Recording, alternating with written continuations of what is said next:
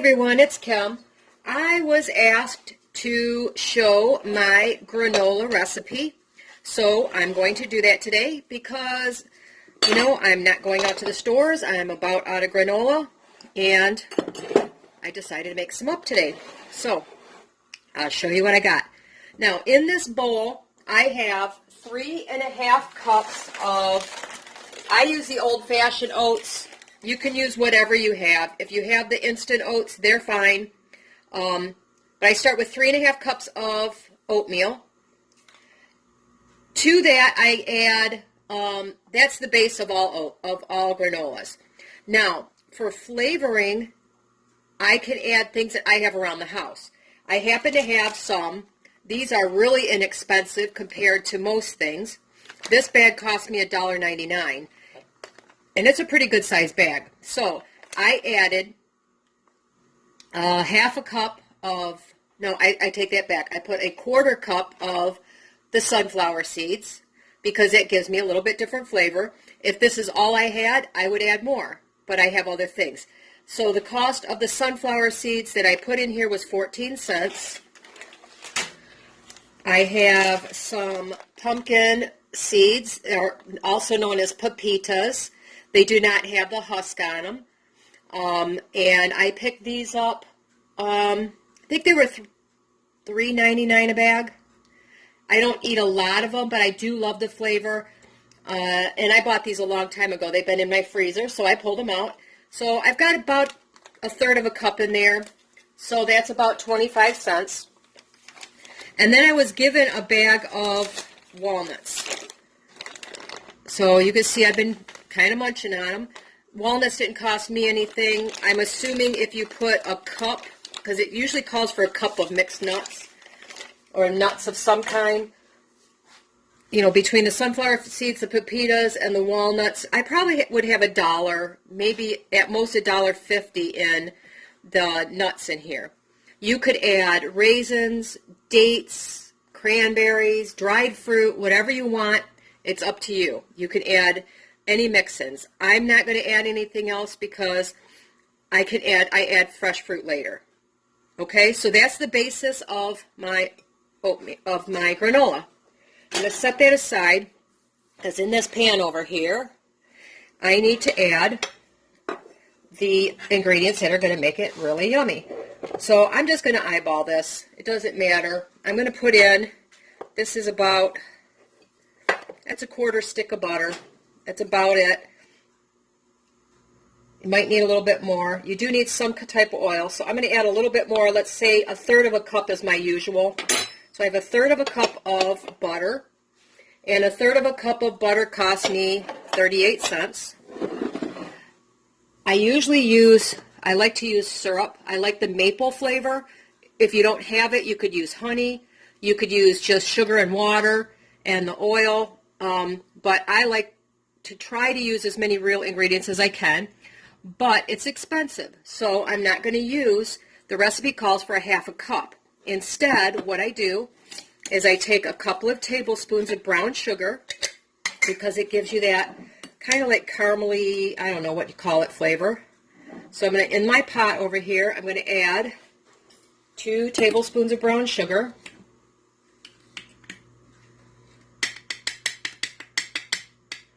They're not packed, so those are loose. So I have the 2 tablespoons of brown sugar. And brown sugar is relatively inexpensive. That probably cost me at most $0.10. And then instead of 1/2 cup of the maple syrup, I'm going to add a 1/4 cup because I don't want to waste this. Oops. Now, normally I buy my syrup from the local kids in 4-H, but I ran out. So next year I know to buy more than, I had 1/2 gallon, I hate to say, but I pick up 1/2 gallon for $20 here. It's made by the kids in 4-H. They have a career center here that they go to. They take all of their sap that they gather and they boil it down right at the career center, and then the career center sells it and they all split the profits. So let's see, the syrup normally costs me about 50 cents for 1/2 cup. So that's about 25 cents worth. Now I need because I need just a slight bit more liquid, I'm going to put in a little bit of water to kind of liquefy the brown sugar. So I'm going to add about, for me right now, I can always add more. I'm going to start with about 2 tablespoons. So all I need to do, now you could do this in the microwave if you want. I do it on the stove. It doesn't take much longer. You're going to melt all those ingredients together. So let me give you my basic recipe, okay, just in case you didn't get it.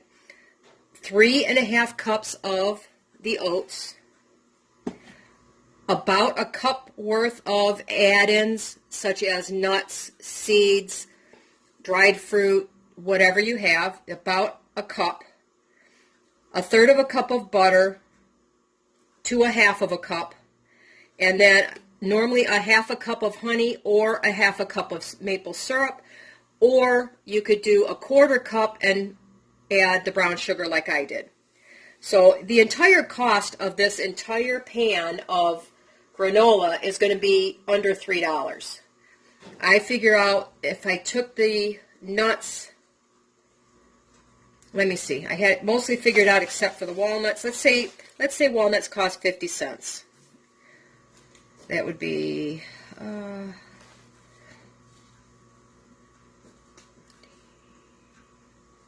$2.84 for this entire pan is what it's going to cost me. I went to the store last week to pick some up, and if you buy any brand basically, even the cheapest one I could find in our store, the cheapest one was $5. Can't remember if it was $5.89 or $5.69. Let's say $5.69. And that was for a 12-ounce package. Well, obviously, this is a lot more than a 12-ounce package, because those packages are only like this big. So this is, at least double that. And I figured I get at minimum 32 servings of 1/4 cup each. I use between 1/4 and 1/3 of a cup in my cereal in the morning. So it's going to cost me under 10 cents a serving to make my homemade granola with these add-ins. Now, if I went with straight sunflower seeds, it would be even less. Like I said, the walnuts were free, so it's not even costing me that much. Being that I had most of these things already here, I did not go out to buy anything other than the oats that I recently purchased. This has all been sitting in my fridge or my freezer, and it's a great way just to use it up. Now, for breakfast, most mornings, I eat granola with yogurt and some fresh fruit or frozen fruit.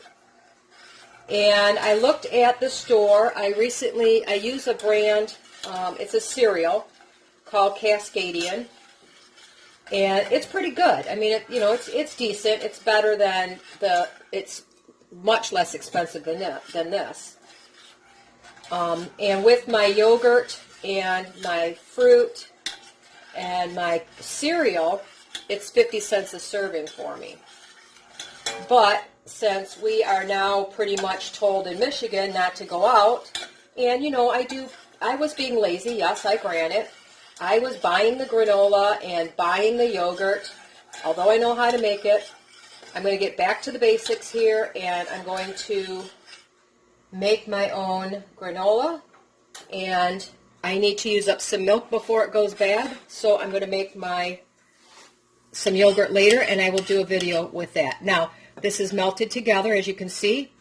I'm going to pour it over my cereal, or my oats, my mixture, whatever you want to call it.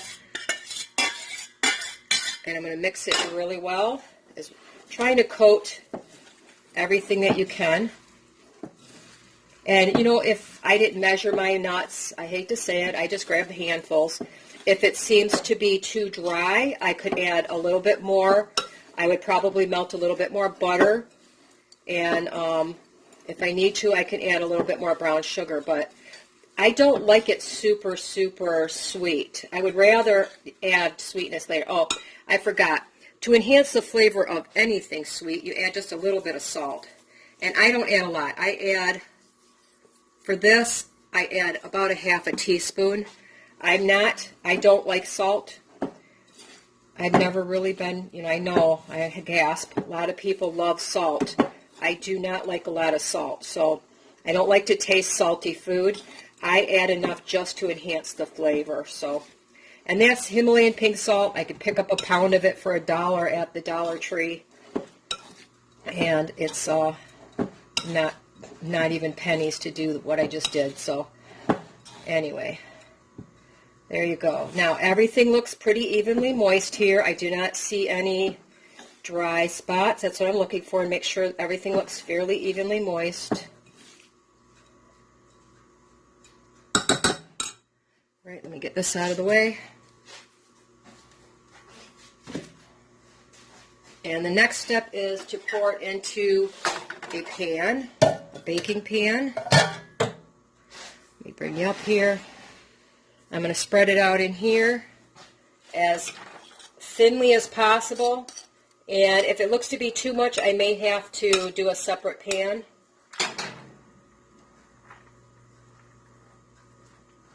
It is going to be kind of thick. I just will have to stir it a lot more. At the beginning, I go a half an hour, and then I stir it every 15 minutes after that for a minimum of an hour, and I go up to an hour and a half. It depends on, if it's too thick in here, it's going to take a little bit longer. And this is the largest pan I have, so it is what I have. I can't fit 2 big ones in my oven. It's not that big of an oven, so. And as you get closer to being done, the less you stir it, the more clumps you get, if you like the clumps. You know those big, yummy clumps that you get in your granola cereal?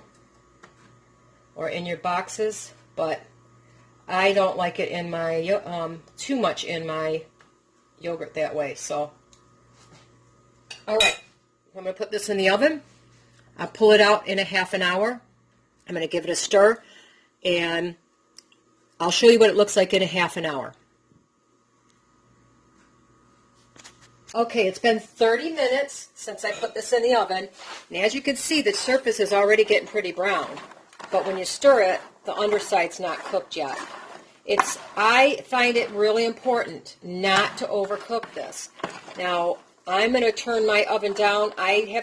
Mine doesn't regulate very well. This stove is really old, and it came with the house, but I love that it has no electronics with it. I don't like those kind because if your power goes out, you can't use even if it's a gas stove, you can't use your oven. So anyway, I'm going to stir this up really well. I'm going to kick my heat down to 325 because this is browning a little faster than I want. That could be my oven, remember. But it won't hurt to take longer to cook this. Never hurts anything. Now you want it dry, so if you touch it, I can still feel some wetness in there. You don't want it to be wet. So I'm going to take this and put it in for another 15 minutes. I'm going to bring it back out and stir it. We'll take another look at it then, because I just don't want it to get overcooked. I don't like it overcooked. I have done that before, and I would prefer not to overcook it. So it's already looking pretty good to me, but we shall see.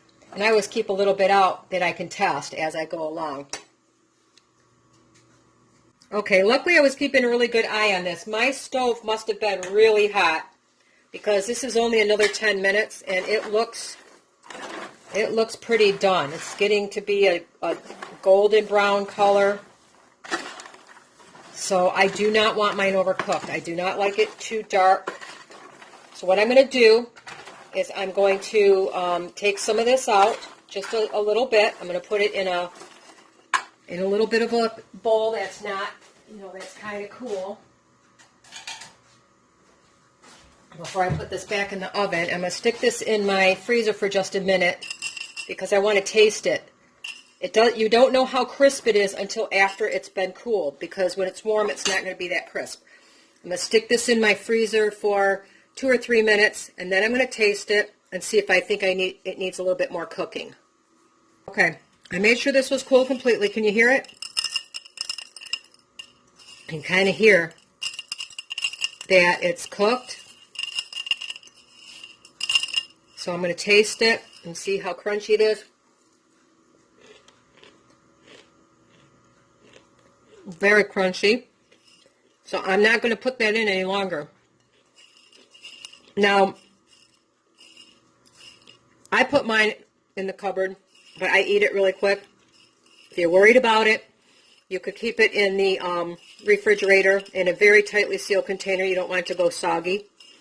But that's it. That's my base granola.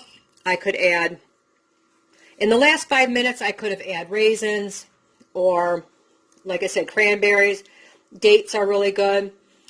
If you want to make this as a snack for kids or, more of a trail mix, once it's cool, you could add pretzels and cereal and chocolate chips or mini M&Ms, anything like that. But this is for my breakfast cereal, so I'm really happy with how that turned out. And now you see, I figured it out.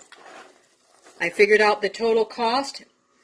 If I eat a quarter cup of this in my cereal, it is 9 cents a serving. A third of a cup would be 12 cents a serving. And that's if I had to buy all the walnuts and things like that. So for me, it's going to be probably about 5 cents a serving. But anyway, compared to what you're going to get in the store, you're going to get a lot more. It's not real sweet. So if you like yours real sweet, add some extra brown sugar, maple syrup, honey, whatever. I don't like it sweet. I would rather, add my sugar if I wanted to my yogurt later. So anyway, now I'm going to let this cool completely, stirring it once in a while, and then I'm going to put it in an airtight container, and it's going to go in my cupboard to be eaten with my breakfast. So there you go. Super simple, easy, homemade granola. Now, just in case I didn't tell you, I had that at 350 degrees. I think my oven was too hot. To be on the safe side, your first time cooking it, start your oven at 300 until you really get the feel for it. Stir it every 10 to 15 minutes until you get to this point where it starts to get golden brown, and then you want to, taste it. So just be on the safe side your first time. Once you've made it a few times, I'm standing here right in the kitchen, so I knew I wasn't going to let it overcook. But be on the safe side. Start at 300 degrees. Stir every 10 to 15 minutes. It's going to take about an hour. At 300 degrees, it might take an hour and a half, but for me, I did 350, and I think my oven was hot, and this actually took me about 38 minutes. I took this out the second time at 8 minutes, and I would not go any further with this. So anyway, there you go, homemade granola. Have a wonderful day, everybody.